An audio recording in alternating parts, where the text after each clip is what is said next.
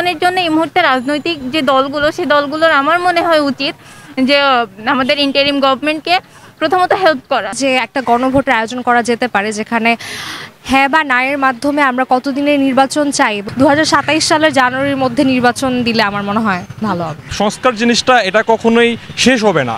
আমরা যত আগাবো, আমাদের দেশ যত আগাবে, আমরা সংস্কার তত করতে থাকবো। দেশে বর্তমান বৃহৎ একটা অংশ চাচ্ছে সংস্কার, আর একটা অংশ চাচ্ছে অতি দ্রুত নির্বাচন। এই বিষয়টা না আপনি কিভাবে ভাবছেন এবং আপনি কি চান?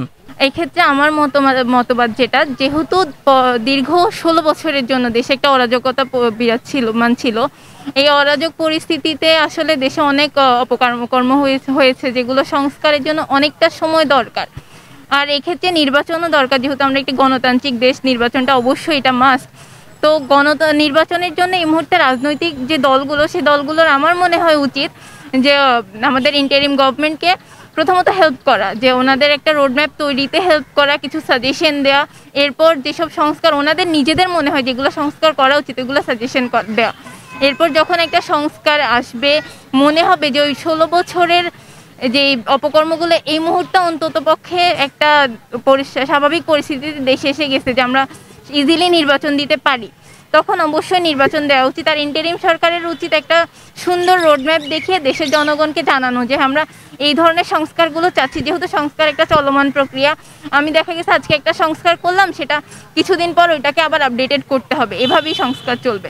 কিন্তু সেটার জন্য তো আমরা সারা বছর ইন্টারিম সরকারকে বসিয়ে রাখবো না অবশ্যই। তো ওনাদেরও একটা রোডম্যাপ দেশের জনগণের সামনে রাখা উচিত যে এরপরে আমরা নির্বাচনটা দিব। একটা পার্টিকুলার টাইমের পর গিয়ে নির্বাচনটা চাচ্ছি, আপাতত কিছু সংস্কার প্রয়োজন। ব্যক্তিগতভাবে কিছু পার্টিকুলার সংস্কার হওয়া দরকার, ওইগুলার পরে এই বছরের পরে গিয়ে হয়তো বা আমার মনে হয় সালটা 25-এর শেষের দিকে আমি আমার মতামত। কারণ হচ্ছে ওই যে বললাম দীর্ঘ 16 বছরের একটা অরাজকতা বিরাজমান ছিল।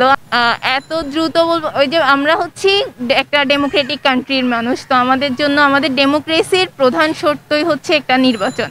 তো নির্বাচনটা অবশ্যই দরকার, কিন্তু হুট করেই দরকার না, একটা পার্টিকুলার টাইমের পর একটা সংস্কারের পর গিয়ে এরপর নির্বাচনটা চাই।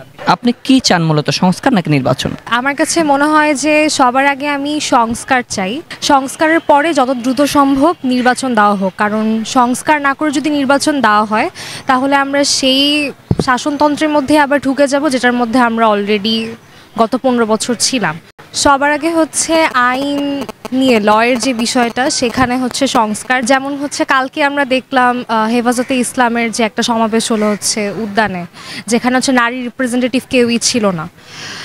তো আমার মনে হয় যদি কোনো সংস্কার আনা হয় সেখানে হচ্ছে প্রত্যেকটা জায়গা থেকে যারা রিপ্রেজেন্ট করতে পারে, যাদের ভয়েস অ্যাকচুয়ালি হওয়া উচিত, তারা যেন সামনে এসে সংস্কারের কথাগুলো বলে। কোনো এক গোষ্ঠী যাদের কাছে হচ্ছে ক্ষমতা কুষ্টিগত আছে তারাই যেন হচ্ছে শুধুমাত্র সংস্কার অংশগ্রহণ না করে। আর সংস্কারের ক্ষেত্রে আমরা এখন ফার্স্টে যেটা ভাবতে পারি যে একটা গণভোটের আয়োজন করা যেতে পারে যেখানে হ্যাঁ বা না এর মাধ্যমে আমরা কতদিনের নির্বাচন চাই, এবং নির্বাচনটা হতে গেলে আমাদের আগের কোন আইনগুলো বা সংবিধানে কোন জিনিসগুলো বাদ দেওয়া উচিত বা কোন জিনিসগুলো যুক্ত করা উচিত, যাতে হচ্ছে আবার একটা ফ্যাসিজম রাষ্ট্রতন্ত্র প্রতিষ্ঠা না হয়, সেই বিষয়গুলো নিশ্চিত করে তারপর হচ্ছে খুব দ্রুত নির্বাচন দেওয়া উচিত। আমি মনে করি যে সংস্কার হওয়ার জন্য এবং সেটাকে হচ্ছে ঠিকভাবে প্রতিষ্ঠিত করার জন্য, তবে হচ্ছে নির্দিষ্ট 1 বছরের মধ্যে সংস্কারের জিনিসগুলো কি হবে সেটা করে 2027 সালের জানুয়ারির মধ্যে নির্বাচন দিলে আমার মনে হয় ভালো হবে। আপনি যদি গতকালের যে কোনো ভিডিও ক্লিপ দেখেন, সেখানে নারীদের আপনি কোথায় দেখতে পারতেছেন, আপনি ছবিগুলো দেখলে আপনি বুঝতে পারবেন। যেখানে হচ্ছে নারীদের নিয়েই সমস্ত কথা বলা হচ্ছিল, সেখানে পুরুষরা প্রতিনিয়ত বলতেছিল নারীদের কেমন জীবন ব্যবস্থা হওয়া উচিত, কিন্তু একজন নারীর ভয়েসটা কি হওয়া উচিত। অন্তত আমার ভয়েস শোনার জন্য মানুষের পেশেন্স থাকবে যে আমার কি দরকার, আমার ভয়েসকে হচ্ছে দমিয়ে দেওয়া হবে না। আমার নারী হিসাবে বাঁচার আগে আমার মানুষ হিসাবে বাঁচার অধিকারটা যাতে হচ্ছে নিশ্চিত হয়। নারীর আগে তো হচ্ছে আমরা একজন মানুষ, তো মানুষের জায়গাটা যাতে হচ্ছে নিশ্চিত হয়, তখন আসলে নারী পুরুষের আলাদা করে কোনো বৈষম্য আছে কি না, কার কোনটা দরকার, এসব সংস্কারের প্রয়োজন হবে না। পুরুষের অধিকার নিয়ে সংস্কারের জায়গাটা মনে হয় খুব কমই দেখি, যদিও এখনও আমি একজন নারী হিসেবে বলবো যে পুরুষরাও অনেক জায়গায় হচ্ছে বঞ্চিত হচ্ছে, এটা অবশ্যই আছে। কিন্তু প্রাথমিকভাবে পুরুষতান্ত্রিক সোসাইটিতে আমার জায়গায় নারী হিসেবে যেন আমি সেফ ফিল করি, এই জায়গাটায় মনে হয় অনেক কাজ করা দরকার। দেখেন, সংস্কার এবং নির্বাচন দুটা মুদ্রার এপিঠ এবং ওপিঠ নয়। সংস্কার নির্বাচন একই সাথে হওয়া সম্ভব। কেন একই সাথে হওয়া সম্ভব? সংস্কার জিনিসটা এটা কখনোই শেষ হবে না। আমরা যত আগাবো, আমাদের দেশ যত আগাবে, আমরা সংস্কার তত করতে থাকবো। একটা সময় আমাদের এই সংস্কার এরকম না যে আমাদের অন্তর্বর্তীকালীন সংস্কার একটা করে গেল, পরবর্তী রাজনৈতিক দল এই সংস্কারটা আর করলো না। বিষয়টা এরকম কখনোই না। আপনি যখনই নির্বাচন দেন, আজকে দিলেও দেন, 5 বছর পরে দিলেও দেন, সংস্কার কিন্তু আপনাকে হতেই হবে। সো আমাদের একটা মহল বা আমরা একটা গোষ্ঠী যে এরকম একটা চিন্তা করে রেখেছি বা এরকম একটা ন্যারেটিভ বাজারে আমরা ছাড়তে চাচ্ছি যে সংস্কার আর নির্বাচন দুটা হচ্ছে আলাদা বিষয়। আমার কাছে মনে হয় না দুটো আলাদা বিষয়, দুটো একই বিষয়, দুটো একই সাথে চলতে পারে। এবং এই ব্যাপারে আমাদের রাজনৈতিক দলগুলো যারা আছে তাদের উপর ভরসা করা আমাদের উচিত। আমি অবশ্যই চাচ্ছি যে ডিসেম্বর থেকে জুন, যেটা হচ্ছে আমাদের মাননীয় 2025-এর ডিসেম্বর থেকে 2026-এর জুন পর্যন্ত, যেটা আমাদের মাননীয় উপদেষ্টা যেটা বলেছেন যে ইভেন রাজনৈতিক দলগুলোও হচ্ছে এর সাথে সম্মতি জানিয়েছেন। সো এর মধ্যে হলে আমার মনে হয় বেটার হবে, কারণ এখানে সবার সর্বসম্মতিক্রম মত আছে।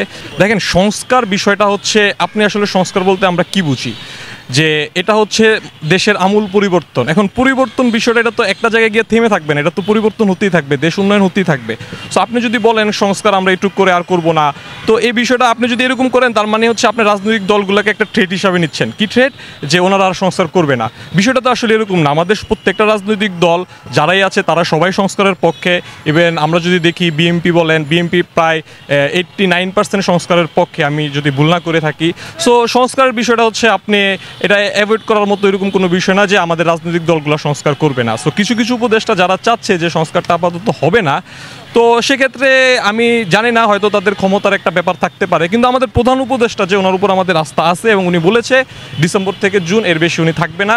আর আমাদের মনে হয় দেশের রাজনৈতিক অবস্থা সার্বক্ষণিক সব কিছু বিবেচনায় রাজনৈতিক দল অবশ্যই দরকার এবং সংস্কারটা প্রয়োজন, পাশাপাশি নির্বাচনটাও প্রয়োজন। এই দুটাকে কনফ্লিক্ট করার কোনো দরকার নাই। আমি কিছু বিষয় বলি, বাজারে কিছু ন্যারেটিভ আমরা দেখতে পাচ্ছি যে 5 বছর, বা কিছু অনলাইন ইভেন্ট দেখতে পাচ্ছি যে 5 বছর। দেখেন, এই অনলাইন ইভেন্ট বা ফেসবুক যে জেনারেশনটা, আপনি এটা কত পার্সেন্ট ধরবেন বা ওভারঅল কতটুকু চিন্তা করবেন, এখানে একটা ফ্যাক্ট আছে। কারণ হচ্ছে অনলাইনে আমরা দেখি যে অনলাইনে এক একজন 2-3টা বা 4টা-5টা আইডি চালায়, ওনারাই বারবার চাচ্ছে, কমেন্টসগুলো প্রায় একই রকম যে ইউনূস সরকার 5 বছর চায়।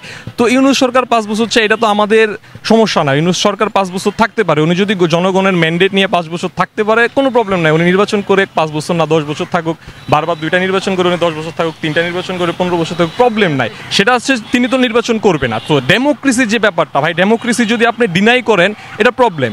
ধরেন আপনার কাছে এখন মনে হচ্ছে যে এটা ভালো, 5 বছর উনি থাকলে অনেক কিছু ভালো হবে, কিন্তু আপনি কিন্তু আপনার গণতন্ত্রের ক্ষতি করতেছেন। যেটা মানুষের ভোটের যে ব্যাপারটা, প্রত্যেকটা মানুষের জবাবদিহিতা বা রাজনৈতিক দলগুলা বা যে কোনো জিনিসের জবাবদিহিতা হয় মূলত হচ্ছে আপনার নির্বাচনের মাধ্যমে।